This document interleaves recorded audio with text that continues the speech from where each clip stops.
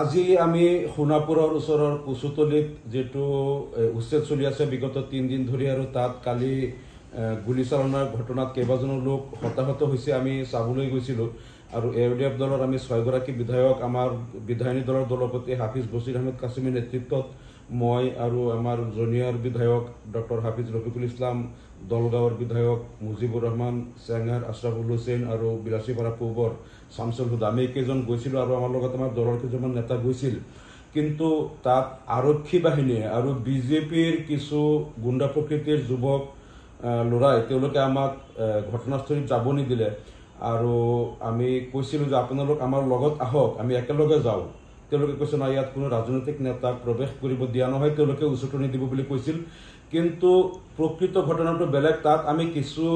লোকক লগ পালোঁ যিসকল সেই ঘটনাস্থলীৰ তেওঁলোকে কালিৰে পৰা তেওঁলোক সেই ঘটনাস্থলীত যাব পৰা নাই কিছু উচ্ছেদিত লোকক পালোঁ তেওঁলোকক কালিৰে পৰা ঘটনাস্থলীত যাব দিয়া নাই আৰু ভিতৰৰ মানুহক বাহিৰত আহিব দিয়া নাই আৰু তাত তেওঁলোকে সন্দেহ কৰা মতে আৰক্ষীয়ে তাত কালি যেটো নিৰ্বিচাৰ গুলিচালনা কৰিছে এই গুলিচালনাত বহু লোক আহত হৈছে আৰু কেইবাজনো লোক নিহত হৈছে আৰু সেই আহত লোকসকলৰ ভিতৰত কালি কেইজনমানক সোণাপুৰত থকা জিলা অসামৰিক চিকিৎসালয়ত ট্ৰিটমেণ্ট কৰা হৈছিল আৰু তাৰ পৰা কেইজনমানক গুৱাহাটী মেডিকেল কলেজ হস্পিটেলত ৰেফাৰ কৰা হৈছে আৰু কেইজনমান তাৰ পৰা ৰিলিজ লৈ ঘৰত যাব বিচাৰোতে আৰক্ষীয়ে তেওঁলোকক ঘৰত যাব দিয়া নাই তেওঁলোকৰ আৰু ট্ৰিটমেণ্ট লাগিব বুলি কৈ তেওঁলোকক গাড়ীত উঠাই ক'ত লৈ গ'ল এতিয়ালৈকে পৰিয়ালৰ লোকে একো নাজানে তেওঁলোকক কিন্তু গুৱাহাটী মেডিকেল কলেজতো আনা নাই গতিকে সেই লোকসকলৰ ভিতৰত আকৌ কিমানজন মৰিল কিমানজন থাকিল এতিয়ালৈকে কোনেও গম পোৱা নাই আৰু তাতোকে ভয়ংকৰ কথাটো হ'ল যে কালি যেতিয়া আৰক্ষীয়ে গুলিচালনা কৰিছিল বহু ল'ৰা ছোৱালী ৰাতিপুৱা যিসকলে স্কুলত গৈছিল স্কুলৰ পৰা ঘূৰি আহোঁতে তেওঁলোকে নাজানে যে তেওঁলোকৰ ঘৰ দুৱাৰবিলাক ভাঙি দিয়া হৈছে আৰু আৰক্ষীয়ে যে এনেকৈ গুলিচালনা কৰি আছে নাজানোতে সেই সৰু ল'ৰা ছোৱালীক গুলিওৱা হ'ল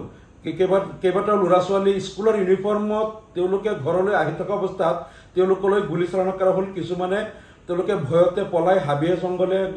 গৈ পলাইছে গুলিবিদ্ধ কিছু ল'ৰা ছোৱালীও হাবি জংগলে পলোৱা বুলি তাত স্থানীয় লোকে অভিযোগ কৰিছে কিন্তু তেওঁলোকক চাবলৈ যাব দিয়া নাই কাকো যাব দিয়া নাই আমাকো যাব দিয়া নাই আনকি তেওঁলোকৰ পৰিয়ালৰ যিসকল লোক বাহিৰত আছে তেওঁলোককো তাত যাব দিয়া নাই ভিতৰৰ কোনো লোক বাহিৰত আহিব পৰা নাই আৰু তেওঁলোকৰ ঘৰ দুৱাৰ ভাঙি ইতিমধ্যে উচ্ছেদিত লোকসকল যিসকল ভিতৰত আবদ্ধ হৈ আছে তেওঁলোকৰ খোৱা বস্তু নাই দুদিন ধৰি একো খাব পৰা নাই খোৱা পানী তেওঁলোকৰ খাদ্য বস্তু নাই বাহিৰত তেওঁলোকৰ যিসকল তেওঁলোকৰ পৰিয়ালৰ লোক বাহিৰত আছে তেওঁলোকক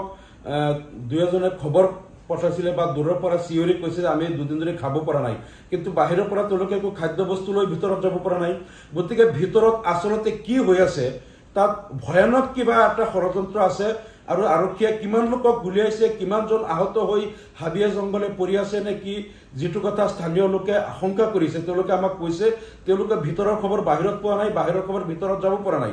গতিকে আমি কৈছিলোঁ আৰক্ষীক আমি অনুৰোধ কৰিছিলোঁ আৰু স্থানীয় লোকক কৈছিলোঁ আপোনালোক আমাৰ লগত আহক আমি ভিতৰত যাওঁ গৈ পেলাই দেখো এতিয়াও হাবিয়ে জংগলে কৰবাত আহত হৈ গুলিবিদ্ধ লোক কৰবাত পৰি আছে নেকি বা কিমান লোক তেওঁলোকৰ সন্ধান পোৱা নাই বহুত স্কুলৰ পৰা ঘূৰি অহা ল'ৰা ছোৱালীক তেওঁলোকে বিচাৰি পোৱা নাই হয়তো কোনোবাই গুলিৰ ভয়ত বা গুলিবিদ্ধ হৈ হাবিয়ে জংগলে আছে কোনোবাই হয়তো কৰবাত আছে গতিকে সেই লোকসকল বা ল'ৰা ছোৱালীবিলাক ক'ত আছে আৰু এই কথাবিলাক আমাক চাবলৈ যাব দিয়া নাই তাৰ মানে এটা বৌদ্ধভূমি কৰি পেলাইছে তাৰ ভিতৰৰ মানুহ বাহিৰত যাব পৰা নাই তেওঁলোকৰ খোৱা বস্তুৰ একো যোগান দিব পৰা নাই আনকি ভিতৰত যিসকল আহত তেওঁলোকক বাহিৰত নিব পৰা নাই গতিকে এই সমগ্ৰ কথাবিলাক মই এতিয়া অসমৰ মুখ্যমন্ত্ৰী মহোদয়ক কৈছোঁ আপুনি ইমান নিৰ্দয় নহ'ব আৰু ডিজিপিক কৈ আছোঁ আমি হোম ডিপাৰ্টমেণ্টৰ ছেক্ৰেটাৰী চিফ ছেক্ৰেটাৰী কৈ আছোঁ অতি সোনকালে আপোনালোকে ইণ্টাৰফিয়াৰ কৰক ভিতৰত তাত যাবলৈ আপোনালোকে নিজে যাওক বা আমাকো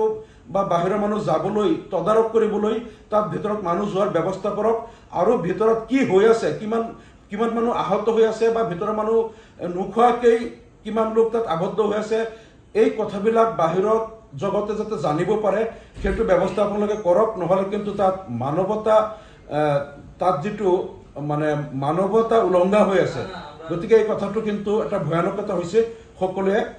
মই মুখ্যমন্ত্ৰী মহোদয় ৰাজ্যপাল মহোদয় আৰু ডিজিপি সকলোকে অনুৰোধ জনাইছো যে ভিতৰৰ খবৰ বাহিৰত আহিব পৰা বাহিৰৰ মানুহ ভিতৰত যাব পৰা ব্যৱস্থাটো কৰক স্থানীয় লোকে কোৱা মতে বহুত লোক আহত হৈ গুলিবিদ্ধ হাবিয়ে জংগলে পৰি আছে গতিকে ভিতৰৰ খবৰটো আমাৰ লাগে ধন্যবাদ